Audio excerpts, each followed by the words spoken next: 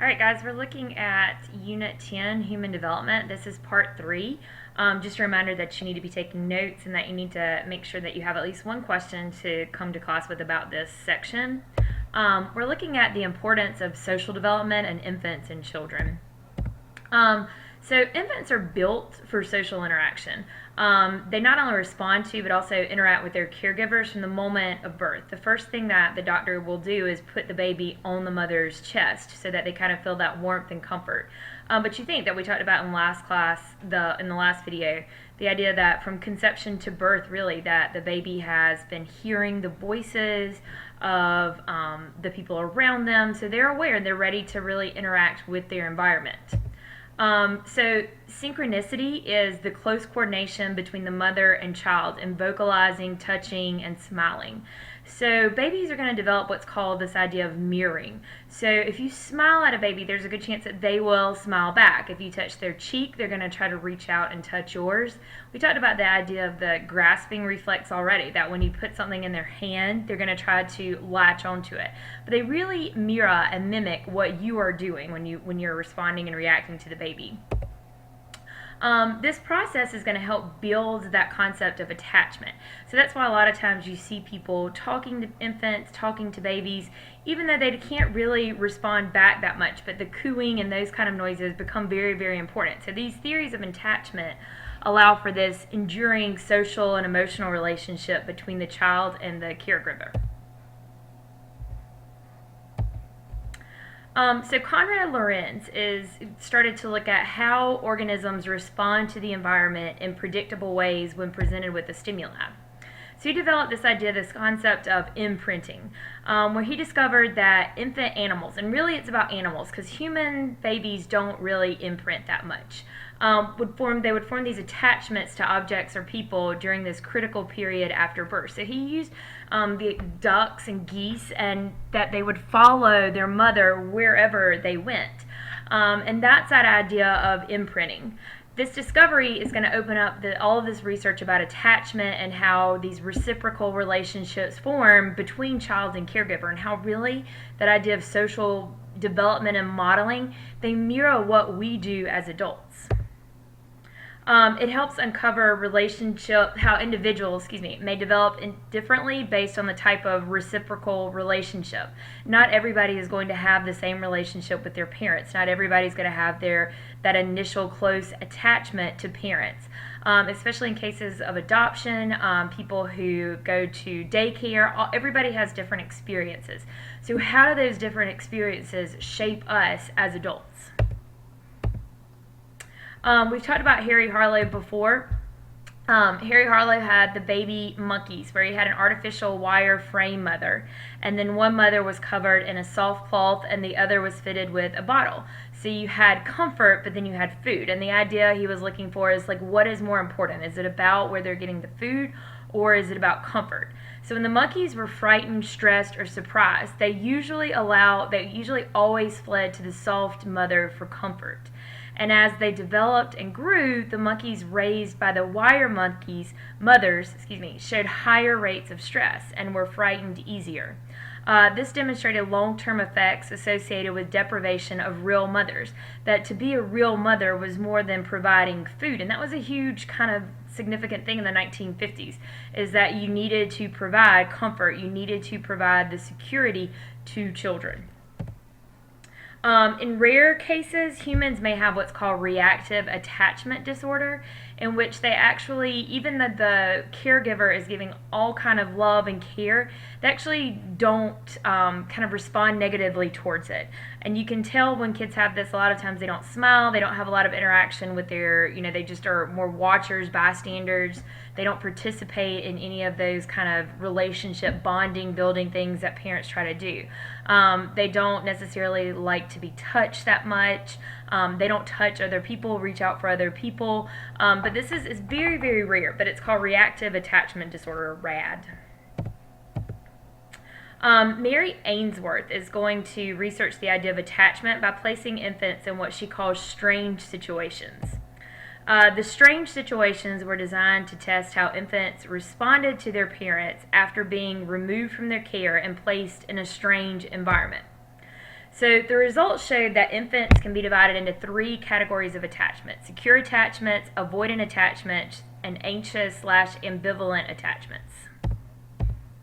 So secure attachment is what happens in like about 66% of cases, where the infant would confidently explore the environment as long as their parents were present. So as long as they could see their parents in their line of vision, knew that they were in the room, they would kind of explore the room, check out what was in there, the toys, and then they would, if the parents left, they were distressed when they left. They would cry, they would fuss, and then as soon as the parents came back in the room, they would return to the parents when they would appear again. So that's secure attachment, where you have the bonds, like as long as the parent is in the room, they're going to explore it confidently. When they leave, they become distressed, and then they quickly, when the parents come back, they'll quickly go back to the parents. You also have avoidant attachment, which is about 21% of the cases, where they may have resisted being held by parents and would explore the environment. They would not return to the parents for comfort when they reappeared. So the parents, they would, as soon as the parents put them in the room, they would be off and they wouldn't really want anything to do with the parents.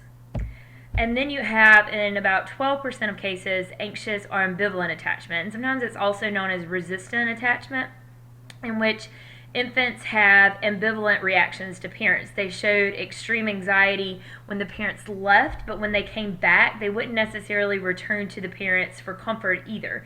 So they would cry, they would be upset when the parents left the room, but it wasn't necessarily, even when the parents came back into the room, they wouldn't have anything to do with them. Ainsworth studies indicate that patterns of attachment can have profound effects on later life behaviors, job satisfaction, relationship choices, and intimacy experiences.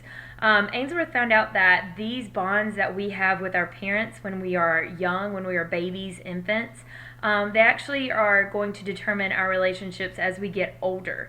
And people who have that secure attachment with their parents are going to be more confident, they're going to be more outgoing, their relationships will be stronger, in terms of like when they're trying to find like boyfriends, girlfriends, husband, wives, that the choices that we make as in our relationships are also stronger. As we age, we expand our attachment to peers, friends, teachers, coworkers, and the community. So again, those first initial bonds that we share with our parents are going to influence all of our relationships later on. Keep in mind that even if attachment problems were present early in life, it doesn't necessarily mean an individual will be doomed later on.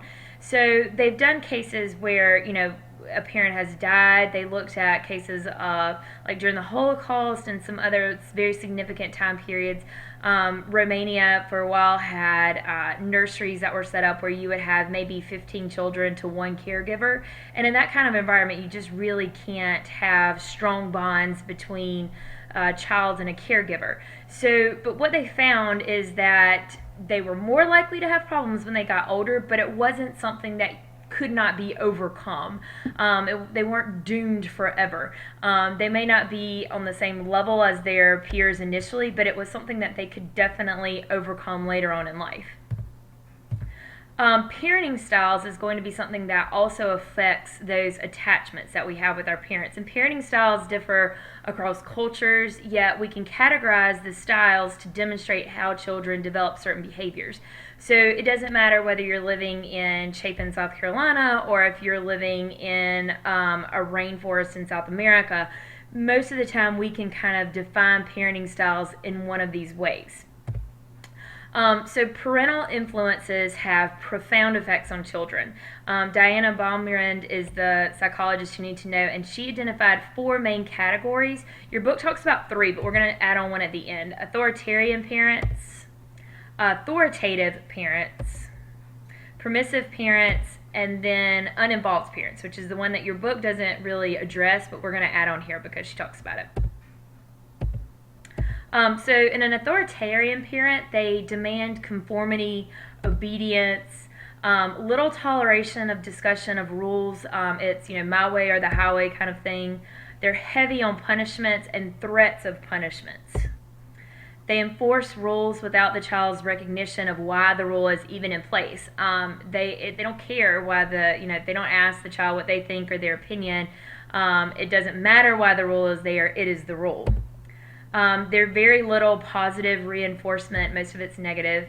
So example, if you arrived 15 minutes late past curfew, you'd likely be restricted from going out for the rest of the month without explanation. Then you have authoritative parents, which there's a difference, and make sure you don't confuse those because those terms authoritative and authoritarian sound very similar. But authoritative parents have consistent rules or standards for behavior that are responsible and reasonable and easily explained. They encourage independence but not pass the rules. So you may actually be involved in creating some of the rules. They praise as often as they punish. They encourage discussion of rules and expectations. That's what I was saying, that you may have a discussion about why is my curfew at 12. High levels of respect and warmth on the part of the parents. Democratic family atmosphere. And so, for example, if you were 15 minutes past curfew, you'd already know what the consequence is, why the rule is in place, and why your parents would enforce the consequences. And you may want to star this one because this is the one where we see the most successful people come out of this type of relationship. And this is where you have most of the stronger bonds between parent and child. And then you have permissive parents who set few rules, expectations. They allow the children to make their own rules. Their unclear guidelines exist, again, because the child is a lot of times making the rules. The rules and expectations are often changed. Children would expect to get away with anything and everything. Parents believe that children will learn from their own mistakes rather than because of a set of rules. So you're learning because of the mistakes you made, not because you broke a rule. So example, if you were 15 minutes past curfew and they may not notice or seem to care or threaten a punishment that they'll never follow through on. And then you have uninvolved parents, where parents may be emotionally detached, withdrawn, inattentive. They make few or no demands, often for lack of interest or expectation for the child. And that's important. Don't get it confused with the permissive parent, because the permissive parent believes that they're making an active choice. They are saying that the child needs to learn responsibility for making their own decisions, the consequences of breaking those rules, whereas an uninvolved parent just lacks interest. They don't really care what the child is doing. And then parents are indifferent to the child's decision and the point of view. So that's it for now. Please make sure you have something to take, that you took notes, and that you have a question for class. Thanks.